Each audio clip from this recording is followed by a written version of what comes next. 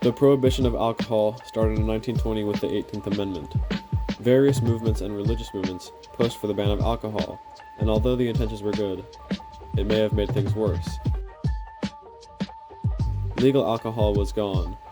Now it was only illegal alcohol. This led to organized crime and corruption, as well as possible deadly side effects to homemade alcohol. Prohibition began to become a popular idea after temperance movements began to gain traction.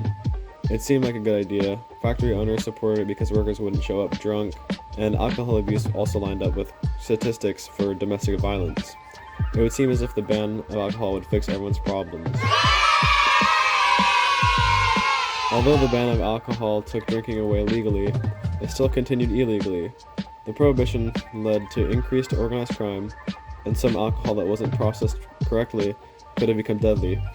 One popular thing was to ferment sawdust because there was a plethora of it. However, the moonshine that was produced by this method had a very high methanol concentration. This would lead drinkers to become blind and eventually die. On top of all this, prohibition also led to corruption from federal to local level. Organized crime bosses now own police and politicians who helped support their work for a cut of the profit.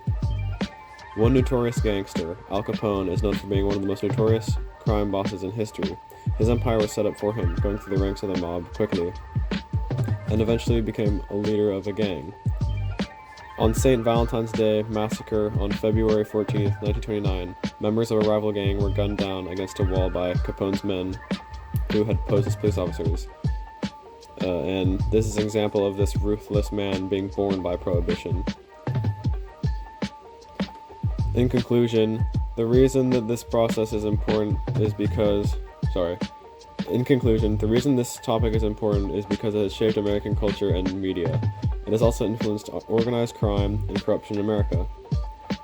At the time, it influenced how people lived and how distribution of alcohol was, and people still drink, just illegally. This connects to current events in our country because currently there are places called dry counties where the sale of alcohol is forbidden. Also, in some places, to use North Carolina as an example, you aren't allowed to buy alcohol on Sunday before 10 o'clock in the morning. Nowadays, there is more restriction on alcohol and the purchase and the distribution and such. There's also less drinking than before the prohibition. Some of these can be viewed as pros or cons. It really just depends on what you think. Thank you for listening to my presentation. I hope you learned something. Everybody have a nice day.